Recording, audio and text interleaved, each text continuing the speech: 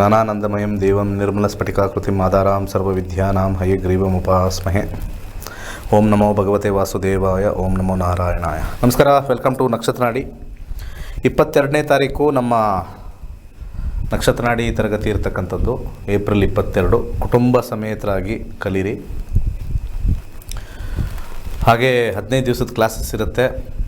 ಬೆಳಗ್ಗೆ 11 ಗಂಟೆಗೆ ಒಂದು ಬ್ಯಾಚು, ಸಂಜೆ 7 ಗಂಟೆಗೆ ಒಂದು ಬ್ಯಾಚ್ ಇರುತ್ತೆ. ಯಾವುದೇ ಒಂದು ಜಾಗಕ್ಕೆ ಬರೋಕಿಲ್ಲ, ನಿಮ್ಮ ಮನೆಯಿಂದನೇ ಕೂತು ಆನ್ಲೈನ್ ಕಲಿತಕ್ಕಂಥದ್ದು. ಹಾಗೆ ಕುಟುಂಬ ಸಮೇತವಾಗಿ ಕಲಿತಕ್ಕಂಥ ಒಂದು ಅವಕಾಶ ಇರುತ್ತೆ. ಸೊ ಜನರಲಿ ಯಾವಾಗಲೂ ಹೇಳ್ತಾ ಇರ್ತೀನಿ, ಕುಟುಂಬ ಸಮೇತರಾಗಿ ಕಲಿಯೋಕ್ಕೆ ನಾವು ಫೀಸ್ ಇಟ್ಟಿದ್ದೀವಿ. ಸೊ ಒಂದು ಕುಟುಂಬ ಫುಲ್ ಕಲಿತಾಗ ಒಂದು ಕೋರ್ಸ್ ಅಂತಿರುತ್ತೆ. ಬೆಳಿಗ್ಗೆ ಅನುಕೂಲ ಇರೋರು 11 ಗಂಟೆಗೆ ಜಾಯ್ನ್ ಆಗ್ಬೋದು. ಹಾಗೆ ಸಾಯಂಕಾಲ ಅನುಕೂಲ ಇರೋರು 7 ಗಂಟೆಗೆ ಜಾಯ್ನ್ ಆಗ್ಬೋದು. ಸ್ಯಾಟರ್ಡೆ ಸಂಡೇ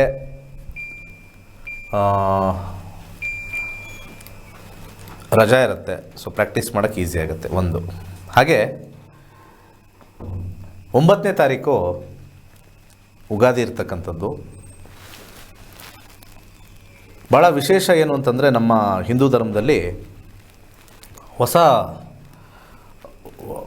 ಒಂದು ವರ್ಷವನ್ನು ಆಚರಣೆ ಮಾಡೋಕ್ಕೆ ಉಗಾದಿನ ಪ್ರೈಮಾಗಿ ತಗೊಳ್ತೀವಿ. ಹಾಗೆ ಈ ಹೊಸ ವರ್ಷಕ್ಕೆ ಇದೇ ಶನಿವಾರ 1 ಗಂಟೆಗಳ ಕಾಲ ಒಂದು ಯಂತ್ರ ಮಂತ್ರ ತಂತ್ರ ಅನ್ನೋ ಒಂದು ಕ್ಲಾಸಸ್ ಮಾಡ್ತಾಯಿದ್ದೀನಿ.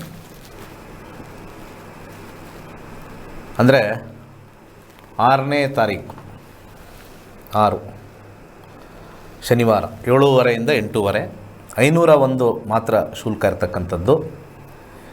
ಇಲ್ಲಿ ವಿಶೇಷವಾಗಿ ಏನು ಅಂತಂದರೆ, ನಮಗೆ ಅನೇಕ ಕಷ್ಟಗಳು ಅದೆಲ್ಲ ನಿರ್ಮೂಲನೆ ಆಗೋಕ್ಕೆ ವಿಶೇಷವಾದ ಯಂತ್ರ ರಚನೆ ಹೇಗೆ ಮಾಡಬೇಕು, ಹಾಗೆ ಏನು ತಂತ್ರವನ್ನು ಮಾಡಬೇಕು ಅದಕ್ಕೆ, ಮತ್ತು ಯಾವ ರೀತಿಯ ಮಂತ್ರ, ಕೆಲವು ವಿಳೆದೆಲೆ ತಂತ್ರ ಒಂದಿರುತ್ತೆ, ಒಂದು ಕುಡಿಕೆಯ ತಂತ್ರ ಹೇಳ್ಕೊಡ್ತೀನಿ.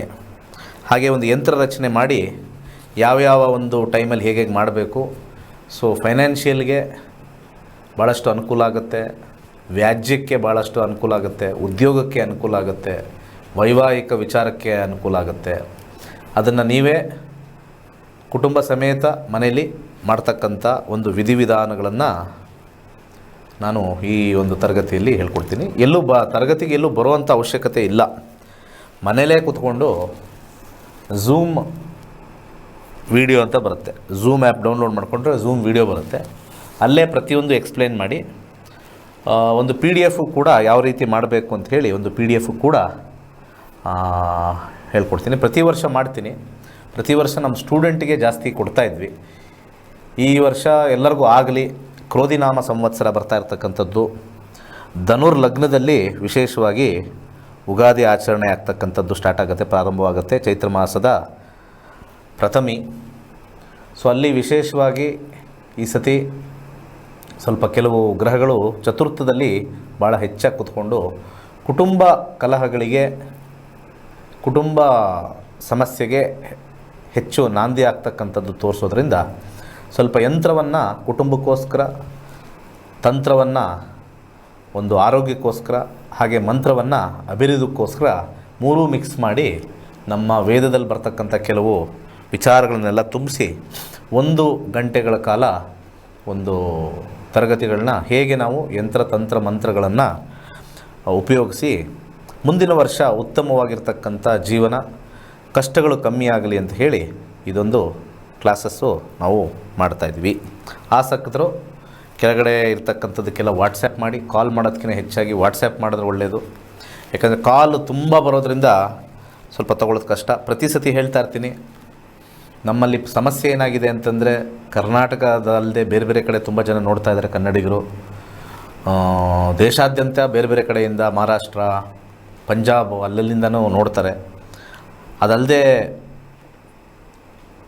ಬೇರೆ ದೇಶದಲ್ಲೂ ವಿದೇಶದಲ್ಲೂ ಕೂಡ ಸಾಕಷ್ಟು ನಮ್ಮ ಕಾರ್ಯಕ್ರಮನ ನೋಡ್ತಾ ಇರ್ತಾರೆ. ಸಾಕಷ್ಟು ಕಾಲುಗಳು ಗುರೂಜಿ ಕೊಡಿ ಅಂತ ಬರೋದೇ ಹೆಚ್ಚು. ಸೊ ಇಂಥ ಸಂದರ್ಭದಲ್ಲಿ ನಮ್ಮಲ್ಲಿರ್ತಕ್ಕಂಥ ಅನೇಕರು ಸ್ವಲ್ಪ ಕಾಲು ಎತ್ತಿ ಸ್ವಲ್ಪ ಒಂದು ರೀತಿಯ ಮಾನಸಿಕವಾಗಿ ಸ್ವಲ್ಪ ಬೇಜಾರಲ್ಲಿರ್ತಾರೆ.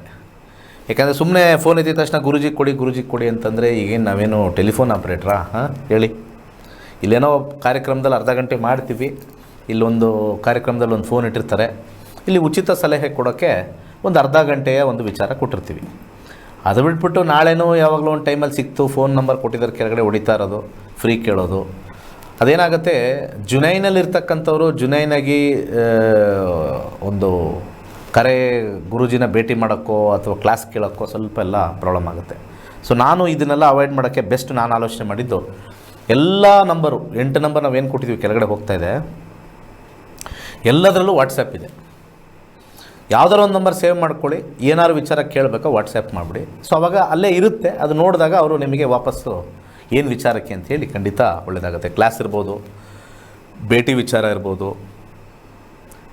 ಅಥವಾ ನಮ್ಮ ಉಗಾದಿ ಯಂತ್ರ ಮಂತ್ರ ತಂತ್ರ ಕ್ಲಾಸ್ ಬಗ್ಗೆ ಏನಾದ್ರು ತಿಳ್ಕೊಳ್ಬೇಕು ಅಂತ ಫೀಸು ಹಾಕ್ಬಿಟ್ಟಿದ್ದೀನಿ, ಅಲ್ಲೇನು ಕೇಳೋಂಗೇ ಇಲ್ಲ. ನೀವು ಅಲ್ಲೇನು ಹೋಗಿ ಎಷ್ಟು ಏನು ಮಾಡಬೇಕು ಅದು ಇದು ಎಲ್ಲ ಏನು ತಲೆ ಕೆಡಿಸ್ಕೊಬೇಡಿ.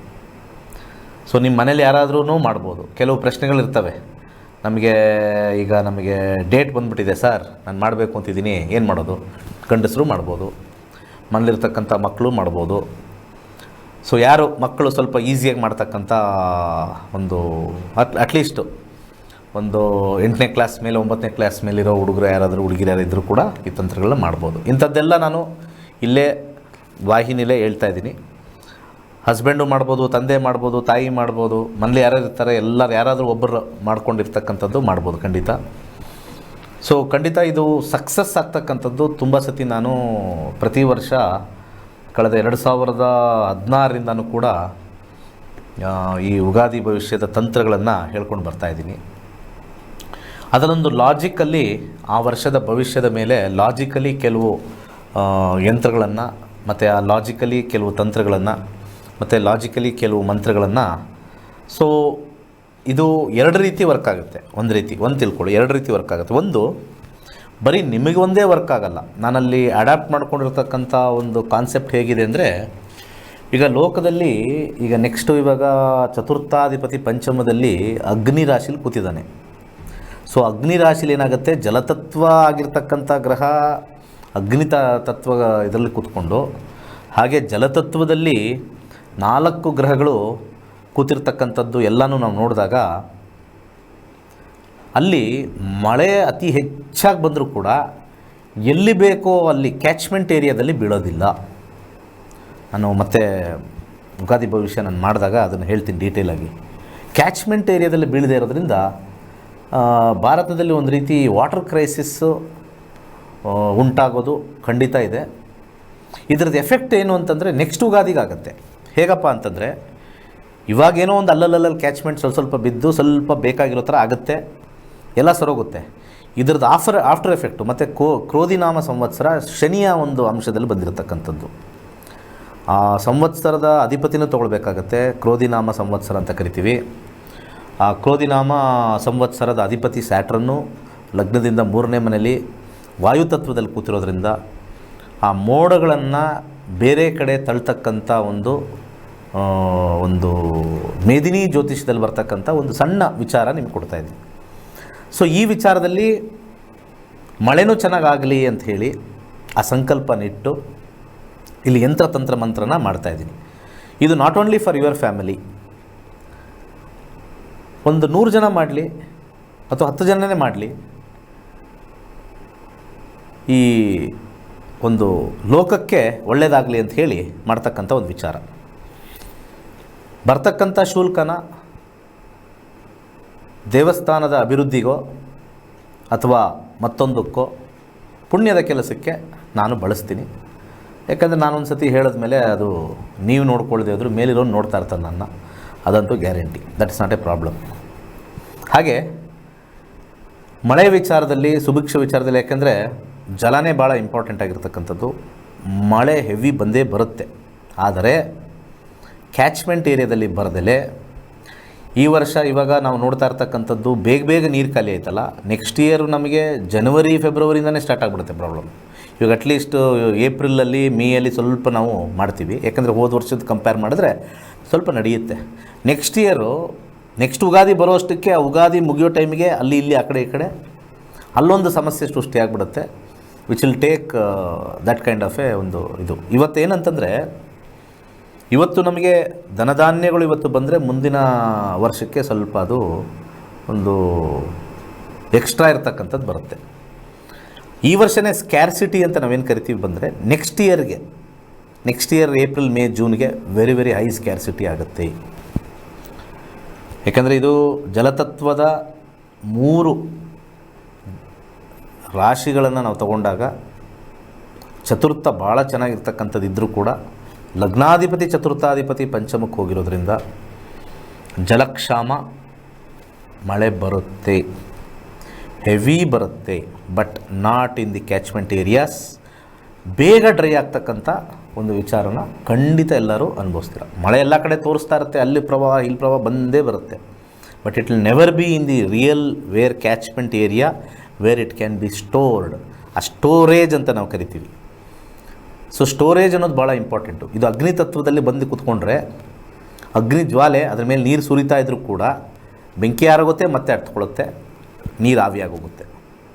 ಸೊ ಆ ರೀತಿಯಾಗಿರ್ತಕ್ಕಂಥ ಪರಿಸ್ಥಿತಿ ಈ ಸತಿ ನಾನು ಯಂತ್ರಮಂತ್ರ ತಂತ್ರದಲ್ಲಿ ಯಾರ್ಯಾರು ತೊಗೊಳ್ತಾರೋ ಅಲ್ಲಿ ಅವ್ರ ಕಡೆಯಿಂದನೂ ಒಂದು ಸಂಕಲ್ಪ ರೀತಿ ಅದರಲ್ಲಿ ಯಂತ್ರತಂತ್ರ ಮಾಡಿಸಿ ಅಟ್ಲೀಸ್ಟ್ ನಮ್ಮದೊಂದು ಅಳಿಲು ಸೇವೆ ಅಂತ ಕರಿತೀವಿ ನಾವು. ಅಳಿಲು ಸೇವೆ ನಮ್ಮಿಂದ ಏನು ಅಲ್ಲಿ ಮಳೆ ಏನೋ ಭಾಳ ನಾವು ಮಾಡುವಂಥ ಪೂಜೆಯಿಂದ ಏನು ಚೇಂಜ್ ಆಗೋಲ್ಲ. ಒಂದು 10 ಜನರ ಒಂದು ಒಳ್ಳೆಯ ವಿಶ್ವಾಸ, ಒಳ್ಳೆಯ ಮನಸ್ಸು ಬಂದಿದ್ದರೆ ಖಂಡಿತ ಎಲ್ಲೋ ಒಂದು ಕಡೆ ಒಂದಷ್ಟು ಜನಕ್ಕೆ ಒಳ್ಳೆಯದಾಗಲಿ ಅಂತ ಹೇಳಿ ಅಲ್ಲಿ ವರುಣ ಸ್ತೋತ್ರ ಕೆಲವು ವಿಚಾರಗಳನ್ನು ಅಲ್ಲಿ ಇನ್ಕ್ಲೂಡ್ ಮಾಡಿ ಕಾಲಭೈರವ ಮತ್ತು ಭೈರವಿಯ ಒಂದು ಸಾಧನೆ ಮಾಡಿ ಒಂದು ರೀತಿ ಒಂದಷ್ಟು ಜನಕ್ಕೆ ಈ ಮಂತ್ರ ಉಪದೇಶ ಮಾಡಿ ಅಂಥೇಳಿ ಒಂದು 100 ಜನ ಬರಲಿ, 500 ಜನ ಬರಲಿ, 50 ಜನ ಬರಲಿ, ಅದು ನನ್ನ ಲೆಕ್ಕಕ್ಕೆ ಇಟ್ಕೊಂಡಿಲ್ಲ. ಅಷ್ಟು ಜನನೂ ಕೂಡ ಒನ್ ಟೈಮ್ ನಾವು ಮಾಡಿದಾಗ ಎಲ್ಲೋ ಒಂದು ಕಡೆ ನಮ್ಮ ಪ್ರೇಯರ್ಸು ಅಲ್ಲಿ ಮೇಲಿರ್ತಕ್ಕಂಥ ಯಾರೊಬ್ಬ ಇದ್ದಾರೆ ಅಂತ ನಮ್ಮ ಹಿರಿಯರು ಹೇಳಿದ್ದಾರೆ, ಅವ್ರು ಇದಾರೋ ಬಿಟ್ಟಿದ್ದಾರೋ ಅದು ನಾವು ಹೋಗಿ ಕೆದ್ಕೋದು ಬೇಡ. ವಿತ್ ಬಿಲೀಫ್, ವಿತ್ ಒಂದು ಸ್ಯಾಂಕ್ಟಿಟಿಯಿಂದ ಮತ್ತು ಎಲ್ಲರಿಗೂ ಒಳ್ಳೆಯದಾಗಲಿ ಅಂತ ಹೇಳಿ ಈ ಸತಿ ನಾನು ಟಿ ವಿಲಿ ಹೇಳೋಕ್ಕೆ ಇದೊಂದೇ ಕಾರಣ. ಪ್ರತಿ ವರ್ಷ ನಾನು ಟಿ ವಿಲಿ ಯಾವತ್ತೂ ಹೇಳಿಲ್ಲ. ಪ್ರತಿ ವರ್ಷ ನಮ್ಮ ಸ್ಟೂಡೆಂಟ್ಸ್ಗೆಲ್ಲ ಯಂತ್ರತಂತ್ರ ಮಂತ್ರ ಯುಗಾದಿ ಮತ್ತು ದೀಪಾವಳಿ ಮಾಡೇ ಮಾಡ್ತೀವಿ. ಈ ಸತಿ ಮಾತ್ರ ನಾನು ಹೆಚ್ಚು ಜನ ಬಂದು ನಿಮ್ಮ ಮನೆಯೂ ಸ್ವಲ್ಪ ಚೆನ್ನಾಗಾಗಲಿ, ದೇಶಕ್ಕೂ ಒಳ್ಳೆಯದಾಗಲಿ ಅಂತ ಹೇಳಿ ನಾನು ಒಂದು ಸಂಕಲ್ಪನ ಇಟ್ಕೊಂಡು ಭಾಳ ಅದ್ಭುತವಾಗಿರ್ತಕ್ಕಂಥ ಒಂದು ಆಲೋಚನೆ ಮಾಡಿ ತುಂಬಾ ವರ್ಕೌಟ್ ಮಾಡಿ ನಮ್ಮ ಒಂದು ವೇದದ ನಾಲೆಜ್ನ ಅಪ್ಲೈ ಮಾಡಿದ್ದೀನಿ. ಸೊ ದಯಮಾಡಿ ಯಾರಿಗೆ ಇಂಟ್ರೆಸ್ಟ್ ಇದೆಯೋ ಜಾಯ್ನ್ ಆಗಿಲ್ಲ ಅಂದರೆ ತೊಂದರೆ ಇಲ್ಲ. ಅಟ್ಲೀಸ್ಟ್ ಪ್ರೇ ಫಾರ್ ಇದು ರೈನ್ಸ್ ತುಂಬ ಇಂಪಾರ್ಟೆಂಟ್ ಇದೆ. ಯಾಕಂದರೆ ಈ ಇಯರ್ ಏನೂ ಅಷ್ಟು ಪ್ರಾಬ್ಲಮ್ ಆಗಲ್ಲ, ಎಲ್ಲೋ ಅಲ್ಲಿ ಸೊರಗುತ್ತೆ. ಆಫ್ಟರ್ ಡಿಸೆಂಬರೇ ನಮಗೆ ಪ್ರಾಬ್ಲಮ್. ಯಾಕಂದರೆ ಗುರು ವೃಷಭ ರಾಶಿಗೆ ಮೂವ್ ಆಗಿಬಿಡ್ತಾನೆ. ವೃಷಭ ರಾಶಿಗೆ ಮೂವ್ ಆಗಿರೋ ಚೆನ್ನಾಗಿರೋದು ಏಪ್ರಿಲ್ ಆದಮೇಲೆ. ಯುಗಾದಿ ಟೈಮಲ್ಲಿ ಅಗ್ನಿ ರಾಶಿಲಿದ್ದು ಆಮೇಲೆ ಅಲ್ಲಿಗೆ ಮೂವ್ ಆಗ್ತಾನೆ. ಒಂಥರ ವಿಚಿತ್ರ ಅದು. ಸೊ ಅದು ಡಬಲ್ ಟ್ರಾನ್ಸಿಟ್, ಡ್ಯುಯಲ್ ಟ್ರಾನ್ಸಿಟ್ ಅಂತ ನಾವು ಕರಿತೀವಿ ಮೇದಿನಿ ಜ್ಯೋತಿಷ್ಯದಲ್ಲಿ. ಸೊ ಇಷ್ಟು ವಿಚಾರ ಇರ್ತಕ್ಕಂಥದ್ದು. ಓಕೆ, ಕರೆ ತೊಗೊಂಡೋಗೋಣ ಸ್ವಲ್ಪ. ನಮಸ್ಕಾರ, ಇದರ ಲೈನಲ್ಲಿ. ಸರ್ ನಮಸ್ತೆ ಸರ್. ಹಾಂ ಹೇಳಿ. ನಮಸ್ಕಾರ. ಚೆನ್ನಾಗಿ ಬರ್ತಾ ಇದೆ ಸರ್ ನಿಮ್ಮ ಪ್ರೋಗ್ರಾಮ್. ಹಾಂ, ಥ್ಯಾಂಕ್ ಯು ಮೇಡಮ್, ಒಳ್ಳೇದಾಗಲಿ.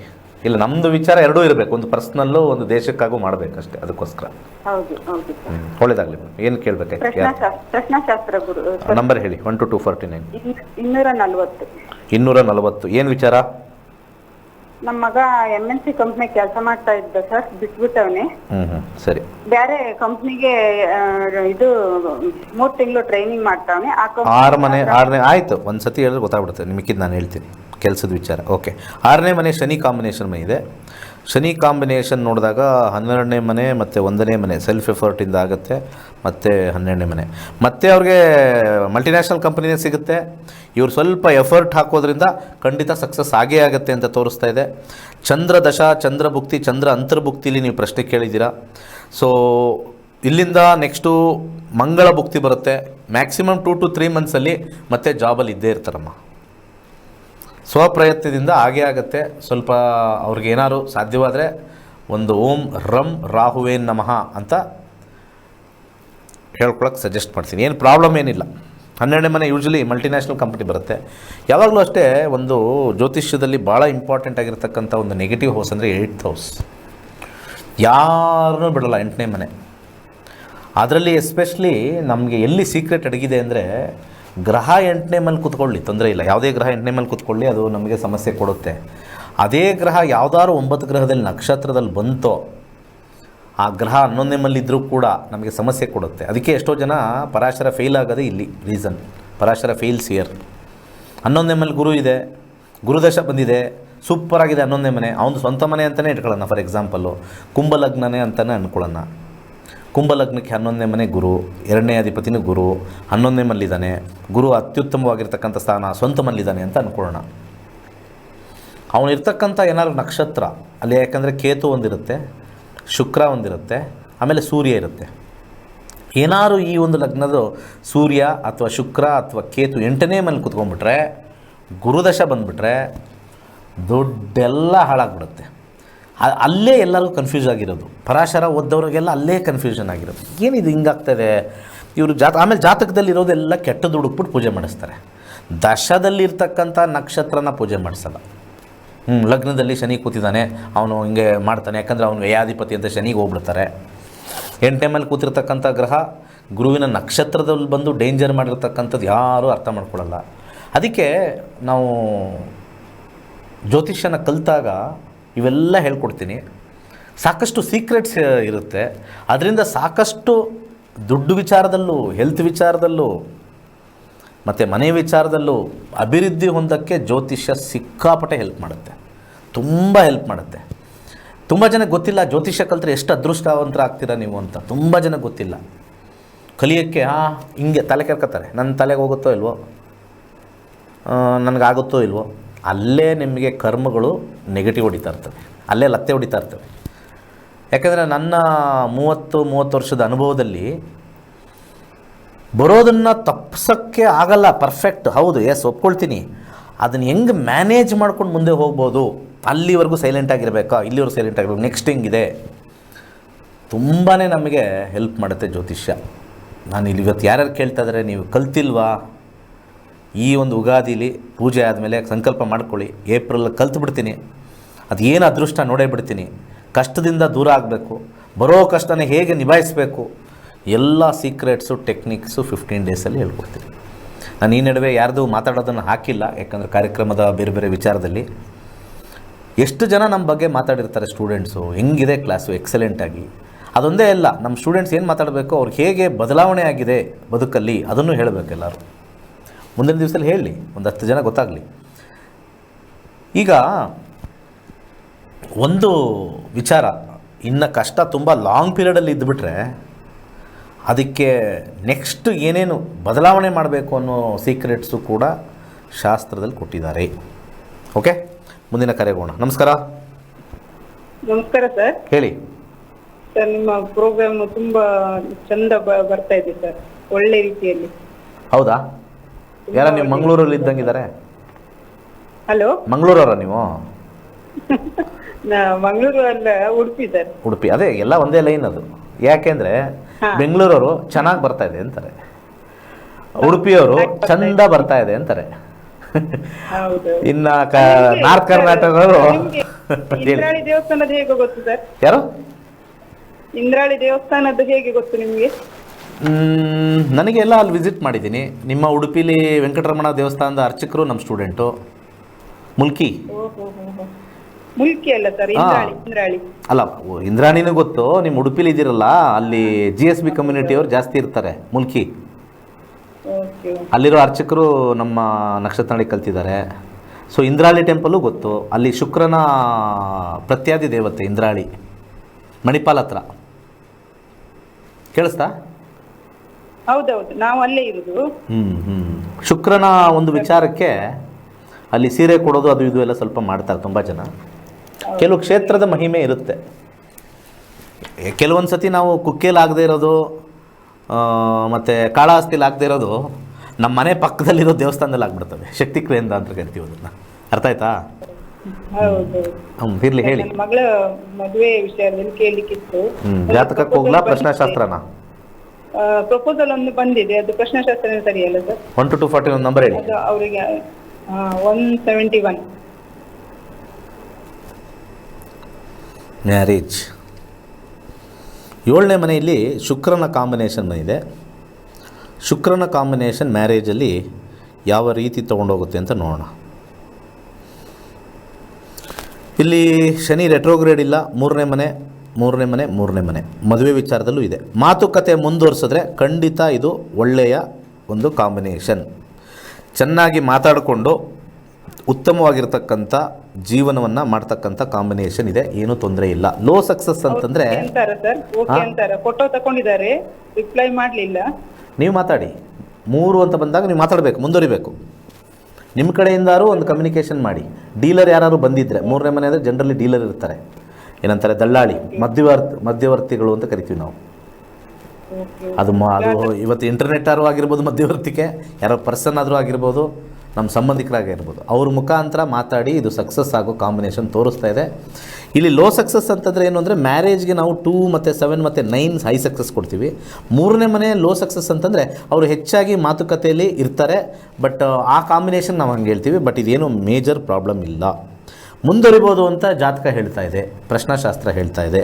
ಅಷ್ಟು ಮಾತ್ರ ನಮ್ಮ ಕಡೆಯಿಂದ ಹೇಳ್ಬೋದು. ಮಿಕ್ಕಿದ್ದು ಅವರು ಹಂಗಿಲ್ಲ ಹಿಂಗಿಲ್ಲ, ಸ್ವಂತ ಮನೆ ಇಲ್ಲ, ಅದು ನಮ್ಮ ಕೈಯಲ್ಲಿಲ್ಲ. ನಾವು ಒಂದು ದಂಪತಿಗಳಿಗೆ ಒಂದು ಏನಂತಾರೆ, ಹುಡುಗ ಹುಡುಗಿಗೆ, ದಂಪತಿ ಆಗೋದು ಆಮೇಲೆ, ಫಸ್ಟ್ ಹುಡುಗ ಹುಡುಗಿ ದಂಪತಿಗಳು ಮದುವೆ ಆದಮೇಲೆ ಹುಡುಗ ಹುಡುಗಿಗೆ ಹೇಗಿರುತ್ತೆ ಅವರಿಬ್ಬರ ಬಾಂಧವ್ಯ ಅಂತ ಮಾತ್ರ ನೋಡ್ತೀವಿ. ಆದರೆ ಇವತ್ತಿನ ಕಾಲದಲ್ಲಿ ಅದನ್ನೆಲ್ಲ ಸೈಡ್ಗಿಟ್ಬಿಟ್ಟು ಅವ್ರ ಮನೆ ಇಲ್ಲವಂತೆ ಹುಡುಗನಿಗೆ, ಇನ್ನೂ ಹುಡುಗ ಕಮ್ಮಿ ಸಂಬಳ ತಗೋತಾ ಇದ್ದಾನೆ, ನಮ್ಮ ಹುಡುಗಿನೇ ಜಾಸ್ತಿ ಸಂಬಳ, ಹುಡುಗಂದು ಕಂಪ್ನಿ ಸ್ವಲ್ಪ ಚಿಕ್ಕದಂತೆ, ನಮ್ಮ ಹುಡುಗಿದು ಭಾಳ ದೊಡ್ಡ ಕಂಪ್ನಿ ಅಂತೆ. ಇಂಥದಕ್ಕೆಲ್ಲ ಜಾತಕಗಳು ಅದೆಲ್ಲ ಕೊಡಲ್ಲ. ಕಾಂಪಿಟೇಬಿಲಿಟಿ ಆಫ್ ದಿ ಕಪಲ್ಸ್ ಮಾತ್ರ ನಾವಿಲ್ಲಿ ಹೇಳ್ತೀವಿ. ಮಿಕ್ಕಿದ್ದು ಅವರವರ ಕರ್ಮಾನುಸಾರ ಹಣ ಗಳಿಸ್ತಕ್ಕಂಥದ್ದು ವಿಚಾರಗಳೆಲ್ಲ ಬೇರೆ ಬರುತ್ತೆ. ಇನ್ನೂ ಡೀಟೇಲಾಗಿ ಹೋಗಬೇಕು ಅಂದರೆ ಎಲ್ಲದಕ್ಕೊಂದು ಪ್ರಶ್ನಾಶಾಸ್ತ್ರ ಹಾಕಬೇಕು. ಆಯ್ತು, ಈ ಹುಡುಗನ ಮಾಡ್ಕೊಂಡ್ರೆ ನಾವು ಚೆನ್ನಾಗಿರ್ತೀವ, ಅದೊಂದು ಪಾಯಿಂಟ್ ಆಯಿತು. ಈ ಹುಡುಗ ಚೆನ್ನಾಗಿ ದುಡ್ಡು ಮಾಡ್ತಾನ, ಮನೆ ಕಟ್ತಾನ, ಈಗ ಮನೆ ಇದೆಯಾ ಇಲ್ವಾ ಎಲ್ಲನೂ ಅದು 2ನೇ ಲೆವೆಲ್ 3ನೇ ಲೆವೆಲಲ್ಲಿ ಪ್ರಶ್ನಾಶಾಸ್ತ್ರ ಹಾಕ್ಕೊಂಡು ಹೋಗ್ಬೋದು. ಒಟ್ಟಿನಲ್ಲಿ ಪ್ರಶ್ನಾಶಾಸ್ತ್ರ ವಿಲ್ ಗಿವ್ 1 ಕಾಂಪಿಟಬಿಲಿಟಿ. ಇವರಿಂದ ಏನು ಮೇಜರ್ ಎಕ್ಸ್ಪೆಕ್ಟ್ ಮಾಡ್ಬೋದು. ಮುಂದಿನ ಕರೆಗೆ ಹೋಗೋಣ. ನಮಸ್ಕಾರ. ನಮಸ್ಕಾರ ಗುರುಜಿ. ಹೇಳಿ. ನಾವು ಪ್ರಕಾಶ್ ಅಂತ ಬೆಂಗಳೂರಿನ ಮಾತಾಡ್ತಿರೋದು. ಹೇಳಿ. ನನ್ನ ಮಗನ ವಿದ್ಯಾಭ್ಯಾಸದ ಬಗ್ಗೆ ಕೇಳಬೇಕಾಯ್ತು ಗುರುಜಿ. ಹೇಳಿ. ಯೋಗೇಶ್ವರ್ ಗೌಡ ಅಂದ್ಬಿಟ್ಟು 13/12/2004 ಬೆಳಿಗ್ಗೆ 7:45 ಜನನ ಆಗಿರೋದು. ಬೆಳಿಗ್ಗೆ 7:45 ಸಮಯ. ಹುಟ್ಟಿದೂರು ಬೆಂಗಳೂರೇ, ತಾವರೆಕೆರೆ ಮಾಡಿರೋದು. 13 ಡಿಸೆಂಬರ್ 2004. ಓಕೆ. ಧನುರ್ ರಾಶಿ, ಧನುರ್ ಲಗ್ನ, ಮೂಲ ನಕ್ಷತ್ರ, 4ನೇ ಪಾದ. ಹೌದು. ಸರಿ ಇದೆಯಾ? ಸರಿ ಇದೆ ಗುರುಜಿ. ಸರಿ, ಟೈಮ್ ಕರೆಕ್ಟಾಗಿದೆ ಕೊಟ್ಟಿರೋದು ನೀವು ಹುಟ್ಟಿರೋ ಟೈಮು? ಕರೆಕ್ಟಾಗಿದೆ ಗುರುಜಿ, ಕರೆಕ್ಟಾಗಿದೆ. ಕಾಂಬಿನೇಷನ್ ನೋಡೋಣ. ಶುಕ್ರ ಈಗ ಸದ್ಯಕ್ಕೆ ಶುಕ್ರದಶನ ನಡೀತಾ ಇದೆ.